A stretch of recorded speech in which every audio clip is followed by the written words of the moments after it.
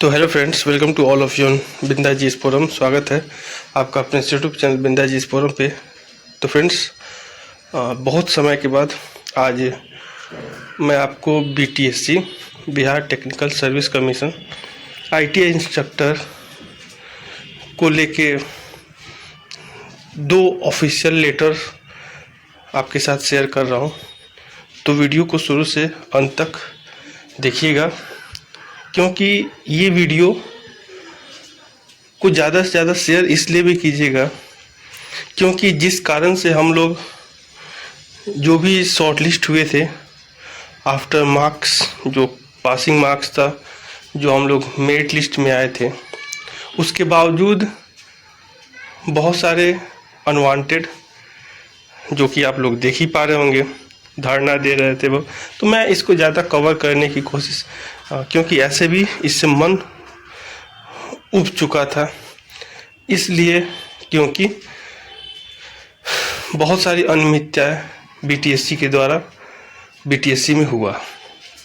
अब देखिए, निगरानी विभाग बिहार सरकार के द्वारा जो अरुण कुमार ठाकुर हैं, जो ओएसडी हैं, विशेष कार्य पदाधिकारी, वो बीटीएससी के जो सचिव हैं उनको एक लेटर ये प्रेषित किया है, जो आप लोग देख सकते हैं।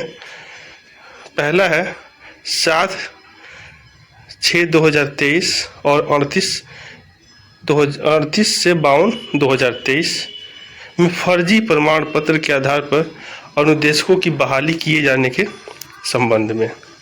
तो आप लोग क्लियर कट हो ही गए होंगे। देखिए, होता क्या है, अगर सही तरीके से सब चीज़ फेयर तरीके से हुआ होता तो जितने भी लोग आज बाहर हैं वो शायद जो अंदर होते। आप लोगों को लग रहा हो कि मैं इतना आराम से क्यों बोल रहा हूँ। पेशेंस एक सीमा हद होती है। बहुत लोग पूछते रहते हैं कि क्या हुआ क्या नहीं हुआ, तो ज़्यादा समय नहीं लूँगा। उसमें ये स्पष्ट रूप से स्ट्रेट फॉरवर्ड क्या बोला गया है कि निर्देशानुसार उपयुक्त विषयक ईमेल आईडी के माध्यम से प्राप्त परिषद पत्र की छायाप्रति नियमानुसार विस्तारित हेतु संलग्न कर आपको भेजा गया है। ठीक है, ये सारा असर हुआ है वो प्रोटेस्ट का 27/1/2025 का है। दूसरा लेटर हम लोग देख लेते हैं। ये है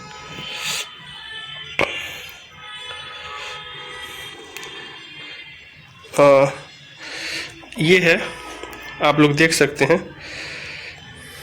कि एनसीवीटी एमआईएस पोर्टल पर अनुदेशकों की विवरणी से डीवी में बुलाए गए फर्जी अनुभव प्रमाण पत्र वाले अनुदेशकों का नाम मिलान के संबंध में। यानी कि ये सारा चीज़ अब एनसीवीटी एमआईएस पोर्टल पे जितने लोग हैं, तो मैं दावे के साथ कह रहा हूँ 70% बाहर हो जाएंगे। गारंटी ले लीजिए, 70% इसमें से बाहर हो रहे हैं अगर इस तरीके से किया गया। तो मैं आपको आज से 7-8 महीना पहले, लगभग अप्रैल मई से इस मुद्दे को आपके सामने रख रहा हूँ, और ये मैं ही था, और मेरा अपने चैनल के माध्यम से मैं आपको लाइव डेली आके आश्वस्त करता था। तो बहुत लोगों को ये बात बेकार लगता था। आज देखिए वो सामने आ गया। फर्जी जितने भी बने हैं सर्टिफिकेट, कान खोल के सुन लीजिए, वो सभी फर्जी कैंडिडेट। मुझे पता है कमेंट बहुत भर भर के कीजिएगा, उससे कोई फ़र्क नहीं पड़ने वाला, लेकिन जो लोग जेन्युइन हैं, इसलिए कहता हूँ मैं बार बार, justice delay but not denied, और भगवान के घर में देर है अंधेर नहीं है। मैं आपको स्टार्टिंग से बताते आ रहा था, पहली बार मैं आपको इसके बारे में सैलरी स्लिप, ज्वाइनिंग लेटर, यहाँ पे क्या था, अरे आईटीआई है, ठीक है। अरे मैं बहुतों को ऐसे जानता हूँ, मैं नाम नहीं लेना चाहता अपने चैनल के माध्यम से। मेरे पास खुद आप ही लोगों के द्वारा किसी का रेफरेंस आईडी नहीं है। बीटीएससी उसको खंगाले अच्छे से। मैं पीडीएफ में मैं उसको ज़्यादा नहीं बोलना चाहता हूँ पब्लिक प्लेटफॉर्म पे। ऐसे ऐसे लोगों का मेरे पास है, क्योंकि इस बात की मैं सियोरिटी दे सकता हूँ आपको, और जितने भी व्यूअर और लिसनर सुन रहे होंगे उनको अच्छे से पता होगा। ये आप लोग खुद मुझसे पूछने वाले हैं, मैं बताने वाला भी हूँ। खुद आप अपना प्रूफ दे चुके हैं, मैं सब मेरे पास इकट्ठा है, ठीक है। और कहने का मतलब ये नहीं है कि देखिए, ये मैं इसलिए नहीं कह रहा हूँ कि किसका हुआ किसका नहीं हुआ।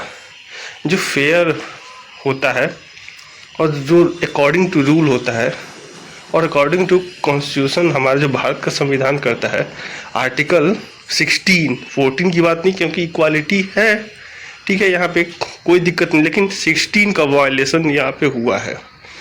फर्जी सर्टिफिकेट, डेट ऑफ ज्वाइनिंग नहीं था। अरे बहुत सारे एमएनसी वालों, मैं आपको भी बता रहा हूँ, आप लोग एमएनसी में जॉब कर रहे हो और आपके पास आपका ऑफर लेटर नहीं है, आपके एचआर आपको सैलरी स्लिप नहीं दे पा रहे हैं, ये सब जांच का विषय है। और आईटीआई में तो छोड़ ही दीजिए, बहुत सारे ऐसे हैं जिनका। और सबसे ज़्यादा जो अनफेयर हुआ वो 38 से 52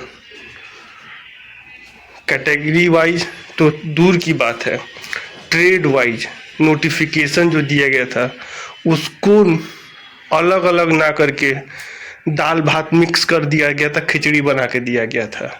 आईटीआई वालों का अलग, और हम जो बीटेक डिप्लोमा वाले उनका ऐसे खिचड़ी क्यों पका, इसका भी जवाब मैं सबसे रिक्वेस्ट करूंगा कि इसके लिए भी एक संज्ञान बीटीएससी को दिया जाए, ताकि ये जो खिचड़ी पका था वो खिचड़ी ना पके। क्योंकि उसमें, और एक चीज़ और मैं बता दूं, अगर वैसे देखा जाए तो लगभग बिहार के जितने भी कैंडिडेट जो कैटेगरी में है वो लोग तो कम से कम बाहर नहीं होना चाहिए था, लेकिन वो लोग बाहर हुए हैं। तो ये सब क्या, ये सब फर्जी डॉक्यूमेंट्स के कारण बाहर हुए हैं। देखिए, एनसीवीटी MIS पोर्टल पे नाम रहना प्राइमरी है, लेकिन उससे भी बड़ा प्राइमरी है कि आपका जो सैलरी स्लिप है, क्या आपका आईटीआई जहां से फर्जी बनवाए हो वो दे सकता है? मैं दावे के साथ गारंटी दे के कह रहा हूँ, अगर दे देगा मैं अपना नाम बदल लूँगा। दे ही नहीं सकता आपको, इस बात की मैं गारंटी दे रहा था। भाई ऑडिट होता है, कोई अपना गला कटवाएगा?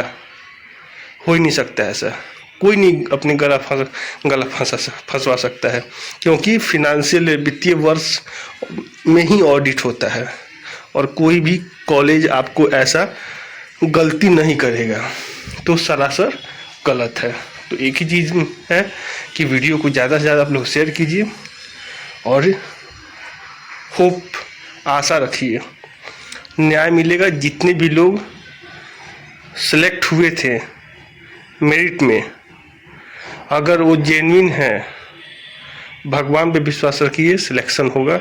चाहे मैं हूँ, चाहे कोई भी हो, मेल हो या फीमेल कैंडिडेट कोई भी हो, ठीक है। तो इसी के साथ वीडियो को मैं समाप्त करता हूँ। Thanks for watching and listening on Binda GS forum after long time. Channel को एक बार सब्सक्राइब करके शेयर कर दीजिए, और बीपीएससी से संबंधित जो भी है सूचना तो मैं आपको देते रह रहा हूँ, ठीक है। लेकिन जैसे मैं आपको क्या बोला था कि जैसे ही बीटीएससी से संबंधित कोई खबर आएगा मैं आपको ज़रूर दूंगा। Thank you.